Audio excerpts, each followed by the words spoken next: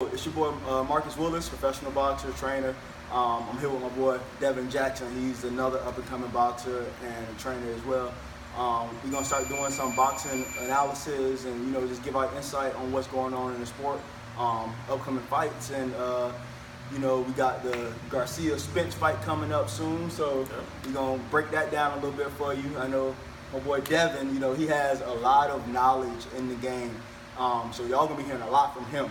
And I'm just gonna be adding in my knowledge of boxing, but he knows every fighter, like background, family, the history. But he definitely can dissect a lot of fights that's gonna be coming up.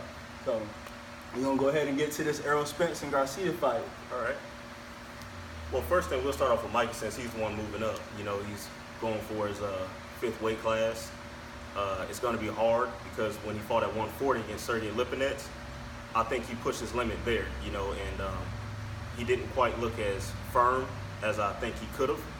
I think 147 is pushing it, especially against a guy like Errol, because Errol uses his size. He doesn't just punch hard. He's very physical. And Mikey definitely has the skill, but size-wise, I think he's met his match. Yeah, and, definitely. I think that's the limit. Errol is going to be too aggressive. It's too much pressure you're going to put on Mikey. Mike's a great fighter, but stepping up to Errol, Errol is very physical, and he gonna break him down. I don't see it going past 7 or 8. I don't either. So there's no debate on this fight, on this outcome. I think Garcia has bit off too much, with this fight. He did. So. And Errol's, I like what Barry Hunter said, and I agree. He said Errol isn't great at any one thing, but he's very good at everything. Yeah. And so you have a great little man versus right now a good little man who is becoming great, or a good big man, but that good big man is a little too much for the great little man, and I think Mikey's going to end up getting hurt. Yeah, bigger guy with all the tools and everything. That size is going to mean a lot. He's going to overpower him, and we don't know that Mike can take that much power. That Earl's going to bring. So I think Earl's going to test the water relatively early, probably in rounds 1 and 2, and if he can't quite make him feel it the way he wants him, he'll break him down. And Mikey might try to, imply his pressure and try to go out there and just show that he's meant to be there, and it might set itself up to get caught with something bigger. Because Mikey's at an all-time high, so he has to be careful. Yeah. Because the second half of his career has been better than the first, partially because after that layoff. The second half of his career, he's getting better fights, the fights that he won. Exactly. Yep. And he showed up and showed out, but definitely. He's in it with a different animal this time. Of course.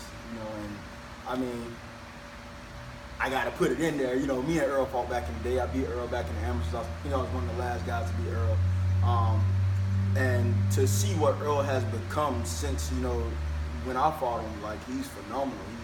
He's grown up into a grown man. He's a different animal, and he's just putting his pressure on everybody. I don't think anybody can be right there in front of him and be comfortable. And I think Mike is gonna be there to get hit, get damaged. So and Mikey was more patient.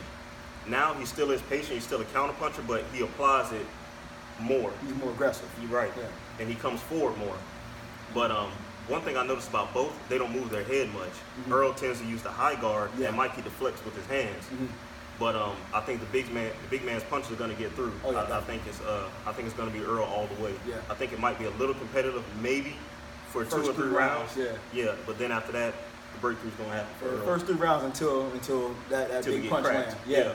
Once he get cracked, it's And I'm also curious about the body shots, because Mikey said he hadn't done body work in 5 or 6 years, and he just brought it back. Oh wow! Guys condition their bodies for years. Yeah. So I'm eager to see how it's going to be when somebody actually goes to Mikey's body. I've seen guys in his past couple fights get his attention with body shots, nothing to make him curl, but got his attention and he put his hand back and had to reset. Yeah, that makes no sense to me. What fighter doesn't do body work? Yeah. You have to be trained to take everything from the ground up. So if that's what he's been doing, that's news to me. That's what he's been doing. It's not going to look good for him. And I know Errol's heard about it. He's going to test that body. That's just what he does. Of course. Yeah. Of course. I mean, with the little guy coming up, regardless, you're going to test the body because you're going to want to break him down. Most times, like even sparring, little guys, they throw a lot of punches. So to slow that down, to alleviate that, you touch him to the body. Exactly. So that's one of the first things that I would expect Errol to do. Yep. So Errol, he's gonna apply his weight, his size, and he doesn't just brawl. You know, he's educated with it. He reminds me a lot of Triple G. Yeah, it's very tactical. Yep, he applies it very well. And as for Mikey, for him to have any kind of a shot, which is very slim to none, he's gonna have to box, stay smart, be sharp. If he has a speed advantage, use it, which I don't think he does. Yeah.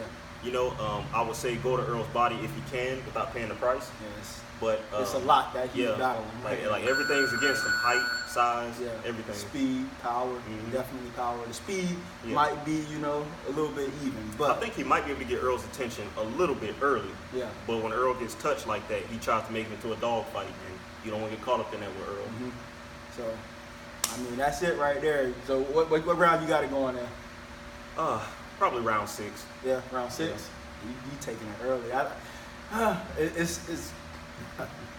I think it'll go to 7 or 8, but it could end early, depending on what happens. So I think he'll end up hurting Mikey before he actually breaks him down. Oh yeah, it's gonna happen early. He's gonna feel that power and that pressure early on.